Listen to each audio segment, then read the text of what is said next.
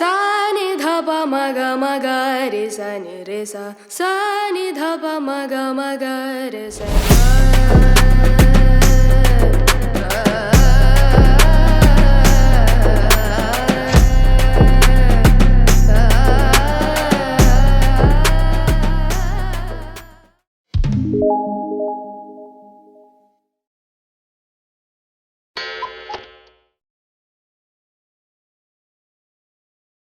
नमस्कार मंडळी, स्वागत आहे आपल्या चॅनलमध्ये. आज आपण आलो आहोत बुलढाणा जिल्ह्यातील शेगाव बस स्थानक. इथूनच आपल्या प्रवासाला सुरुवात होणार आहे. शेगाव पासून ते थेट अंबेजोगाईपर्यंत, म्हणजे 2 देवस्थानांना जोडणारा हा मार्ग. शेगाव मधील श्री संत गजानन महाराज नगरी ते थेट योगेश्वरी मंदिर पर्यंत असा या गाडीचा रूट आहे. आणि ती जी गाडी लागणार आहे शेगाववरून आपल्याला सकाळी 9 वाजताची गाडी. या बस स्टँडला सकाळचे 7:15 वाजलेले आहेत. अजून आपल्याला बस लागायला 2.25 तासाचा कालावधी बाकी आहे. शेगाववरून अजून एक अशाच पद्धतीचा एक मार्ग आहे, शेगाव ते शिर्डी 2 देवस्थानांना जोडणारा मार्ग. ती पण बस 7, 7:15च्या दरम्यान शेगाववरून लागते. फायनली मंडळी आपल्याला बस लागलेली आहे शेगाववरून अंबेजोगाई. बरोबर या ठिकाणी 9 वाजलेले. या रोडला गाडी बघा तुम्ही, नवीन गाडी असते पण काहीतरी टेक्निकल प्रॉब्लेम निघाल्यामुळे गाडी ही टाकलेली. एकवीस शिरीची गाडी आहे आणि गाडी बघा एकदम टाकाटक कंडिशन मध्ये गाडी आहे. तर या गाडीने आपण प्रवास करणार आहे. आतून असा काहीसा इंटेरियर आहे या गाडीचा. आणि टाटा कंपनीची बस, त्याची अशी काहीशी केबिन आणि नेहमीप्रमाणे या ठिकाणी आपली सीट. या गाडीचा मस्तपैकी असा आनंद घेणार आहे आपण.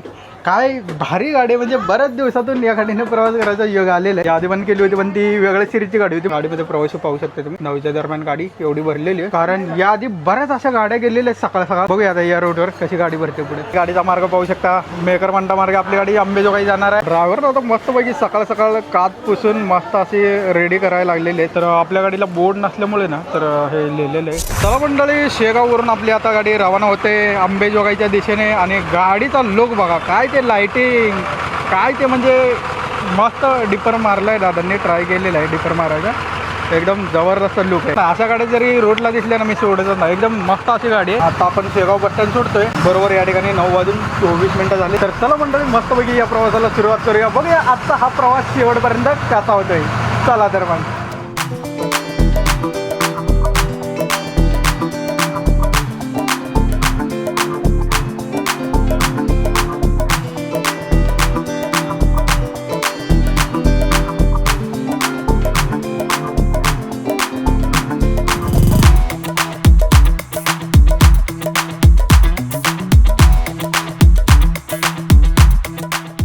तर मंडळी आता आपली बस पोहोचलेली आहे शेगाववरून खामगाव. बरोबर या ठिकाणी सकाळचे 10 वाजलेले आहेत. आणि इथून जो आपला मार्ग असणार आहे खामगाव नंतर, या आधी तुम्ही कुठं पंढरपूर नाही जात गाडी, अंबेजोगाई तोच विषय निघाला होता.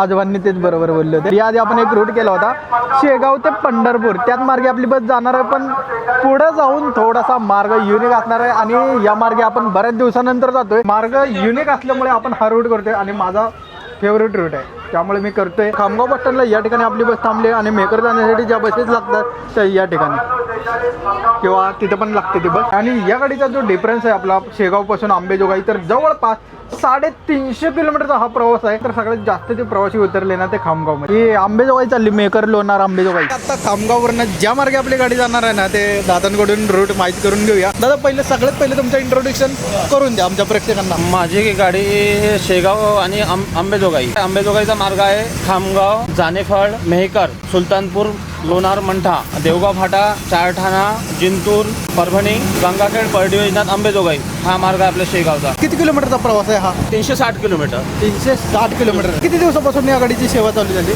बघा, ह्या गाडीची सेवा चालू झालेली आहे कमीत कमी आता होऊन राहिले साहेब 1 वर्ष.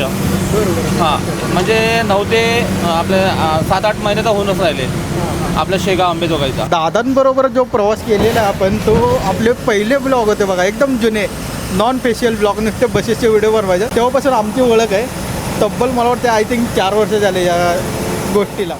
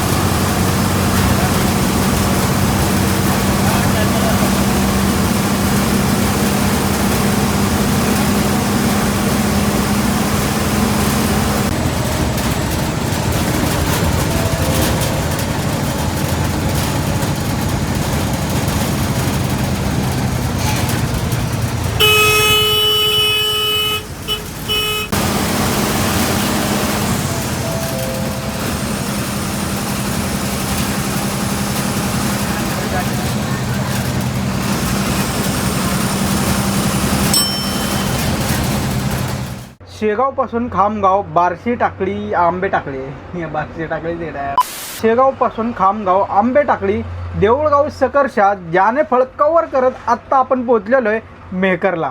आणि मेहकरमध्ये आपली बस थांबलेली आहे डिझेल भरण्यासाठी मेहकर डेपोमध्ये. तर पाहू शकता मेहकर डेपोमध्ये आपली गाडी डिझेल भरायसाठी इथे थांबलेली आहे आणि इथे डिझेल भरायचं काम चालू आहे. जवळजवळ आपण या ठिकाणी पोहोचण्यासाठी 90 किलोमीटरचा डिस्टन्स कव्हर केलेला आहे.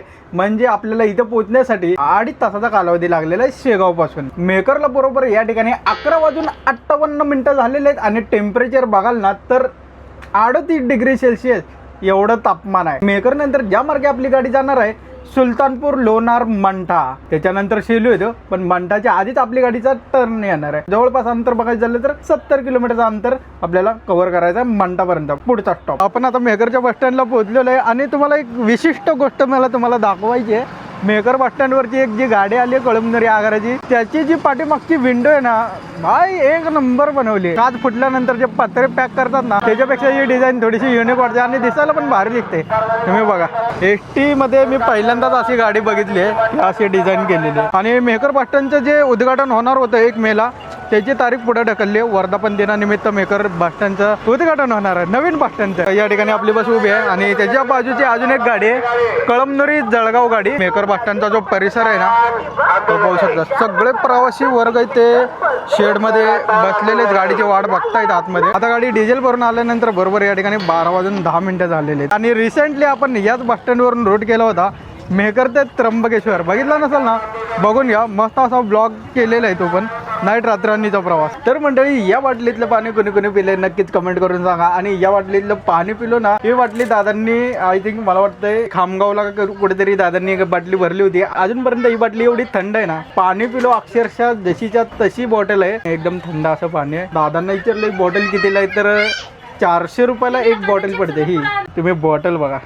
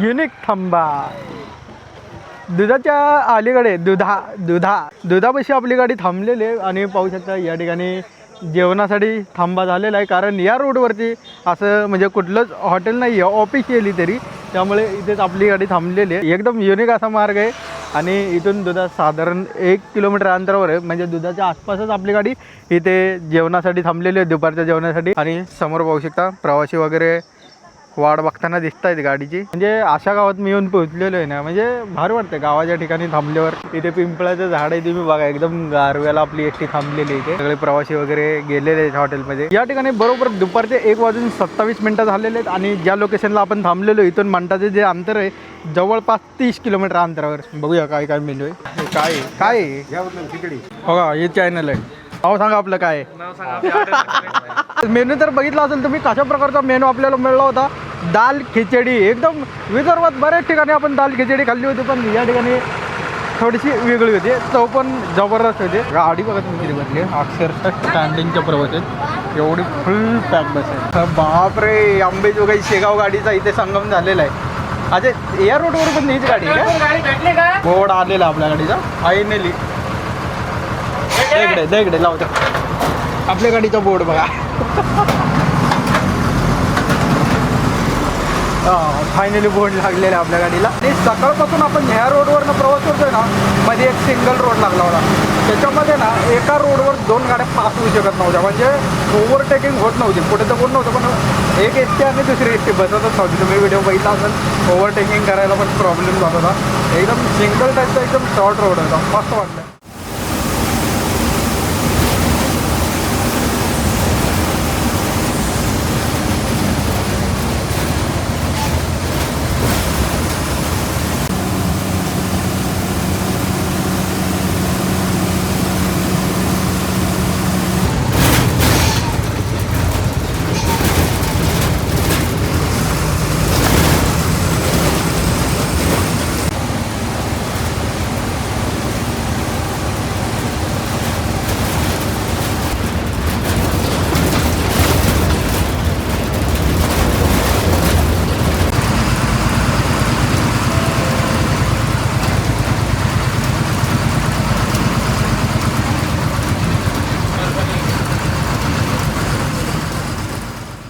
तर मंडळी, या रोडवर आत्तापर्यंत निम्मा प्रवास आपला कंप्लीट झालेला आहे, शेगावपासून मंठापर्यंत. अजून आपल्याला मंठापासून अंबेजोगाईपर्यंत निम्मा प्रवास कंप्लीट करायचा आहे. शेगावपासून इथपर्यंत जे आपण अंतर कव्हर केलेलं आहे, जवळपास 160 किलोमीटर अजून आपल्याला अंतर कव्हर करायचं आहे. अंबेजोगाईपर्यंत तर 150 किलोमीटरचा प्रवास असणार आहे आपला. तर इथे पोहोचण्यासाठी आपल्याला टोटल 5 तासाचा कालावधी लागलेला आहे. अजून आपल्याला अंबेजोगाई जाण्यासाठी 5 तासाचा कालावधी लागण्याची शक्यता आहे. या ठिकाणी मंठा बस स्टँडला दुपारचे बरोबर 2:18 झालेत आणि टेम्परेचर बघाल तर 40 डिग्री सेल्सिअस एवढं तापमान आहे. तुम्ही मंठा बस स्टँडचा परिसर बघा, बरोबर 2:18 हा परिसर आहे मंठा बस स्टँड. टोटल 9 फलाट असलेले बस स्टँड आहे मंठा बस स्टँड. इथे आपली गाडी आलेली फलाट क्रमांक 4ला, जिथे नांदेड, वसमत, जिंतूर, परभणी, देगलूर, बिलोली जाण्यासाठी बसेस लागतात. त्या ठिकाणी आपली बस थांबलेली आहे. बोर्ड फायनली लावलेला आहे दादांनी, शेगाव, परभणी, अंबेजोगाई, शिर्डी, माहूरगड गाडी, कोपरगाव, माहूरगड. त्या गाडीचा आपण ब्लॉग बनवलेला आहे, बघितला नसेल तर बघून घ्या. तर या रोडवर नवी गाडी आहे. ज्यावेळेस आपण रोड केला होता ना, त्यावेळेस नवीच गाडी होती, पण टाटाची शो मालिकेची बस होती त्या रोडला. आता इथून आपली गाडी रवाना होते आणि ज्या मार्गे आपली गाडी जाणार आहे, जिंतूर, परभणी, गंगाखेड, परळी, वैजनाथ आणि अंबेजोगाई. सगळ्यात जास्त गाडी स्टँडिंगला होती, ती तर तुम्हाला दाखवलेली आहे. आता मंठाला थोडीशी खाली झाली इथे गाडी, तर बऱ्यापैकी प्रवासी आहे ती गाडी. 40 डिग्री सेल्सिअस एवढं तापमान आहे मंठामध्ये. तर ह्याच्यापेक्षा जास्त तापमान तर नाही बघायला भेटलं अजून. मागाशी 38 होतं मेकरला, त्याच्यानंतर इथे 40. आता पुढं बघूया टेम्परेचर किती आहे. शिर्डी गाडी, बिलोली शिर्डी, आय थिंक या गाडीचा आपण रोड केला होता. बिलोली शिर्डी, धर्माबाद आगाराची, धर्माबाद शिर्डी असा काहीतरी रोड केला होता आपण.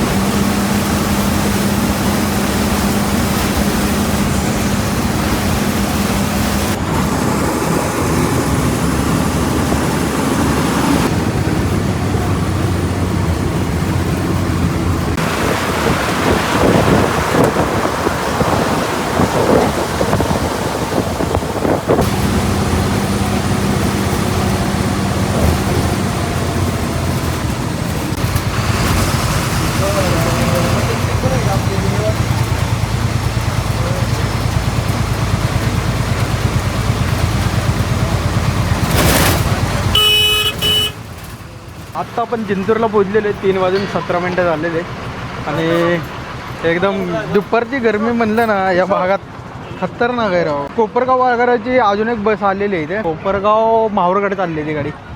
तर गाडी बघा. याआधी पण आपण जिंतूर आगाराचा एक रूट केला होता, जिंतूर ते सातारा. तो रोड बघितला नसेल ना, बघून घ्या. याच आगारातून तो रूट चालतो, जिंतूर सातारा. तरी ती आपली गाडी पोहोचलेली आहे 2:15च्या दरम्यान. आता इथून पुढचा जो मार्ग आहे ना, जिंतूर नंतर आपली गाडी जाईल परभणी. परभणी नंतर मग गंगाखेड, परळी, अंबेजोगाई. जिंतूर बस स्टँडला ना एक शीतजल केंद्र उभा केलेलं आहे, मस्त सेवा. जिंतूर नंतर आता डायरेक्ट परभणी, जवळपास 40 किलोमीटरचा अंतर आहे. तर गाडी फुल पॅक झालेली आहे जिंतूरला. बऱ्याच गाड्या इथून पास होतात मराठवाड्यातल्या, जसं की विदर्भ साईडने येणाऱ्या गाड्या असतील, पुष्यत मुंबई. बापरे बाप, इतकं बेकार ऊन लागते ना. 40 डिग्री सेल्सिअस तापमानातून आपण प्रवास करतोय. परभणीमध्ये 41 डिग्री सेल्सिअस एवढं तापमान आहे. विशेष म्हणजे गाडीच्या केबिनमध्ये आपण बसलेले, तर इंजन इतकं भयानक तापले ना, हात लावायला गेलं ना कोणी, म्हणजे या बोनेटवर कोणी बसणार पण नाही, एवढं खतरनाक इंजन तापले. काय म्हणायचं आयुष्यपत. गाडी जर भरली जायचं बसायला ट्राय करायचे ते नाही ना, कोणीच बसणार नाही. ते एवढं भयानक तापले. अक्षरशः मी पॉवर बँक चार्जिंग लावला होता, मोबाईल सोडा, पॉवर बँकच बंद पडला डायरेक्ट. काय बोलणार आता, म्हणजे चार्जिंग करायची कशी, हा प्रॉब्लेम आहे. त्यामुळे मला जास्त काही फुटेज घेता येणार नाही. आपण आता मेन स्टॉप घेऊया आणि डायरेक्ट अंबेजोगाई एंड करूया. मला तर वाटतं येत्या काळात म्हणजे इतकं बेकार हाल होतील लोकांचे. काही ठिकाणी बरेच अशा बॅड न्यूज वगैरे येत आहेत. काही लोक गेलेले, काही चांगली लोक सांगून गेले, तरी पण लोकांनी ऐकलं नाही. बघा आता तुम्हाला करायचे करा, नाही तर राहू द्या. मी काही सांगणार नाही की झाडे लावा, झाडे जागवा, प्रत्येकाने झाडे लावलीच पाहिजे. हा तुमचा डिसिजन आहे, वैयक्तिक डिसिजन आहे. त्यामुळे मला काही सांगण्यात तसा काही इंटरेस्ट नाही आहे. आपल्या सगळ्या लोकांवर डिपेंड आहे. प्रत्येकाच्या घरोघरी झाड लावलं पाहिजे. येत्या काळात असा दिवस येईल, लोक तरसतील अक्षरशः. चांगल्या गोष्टी लोकांना पटतात कुठे.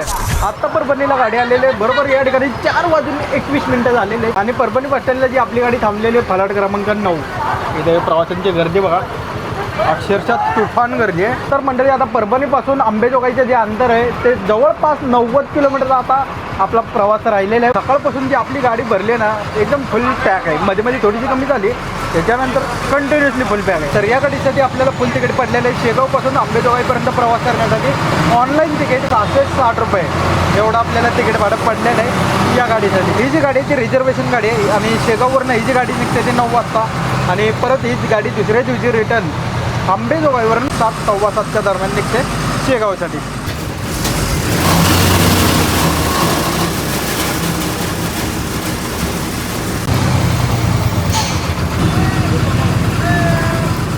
गाडी हलू द्यायची काय, गाडी हलू द्यायचं काय, गाडी हलू द्यायचं काय, बोलव. गाडी हलू द्यायची नाही तुला, बोलव. कोणाला बोलवायचं ते बोललो नाही.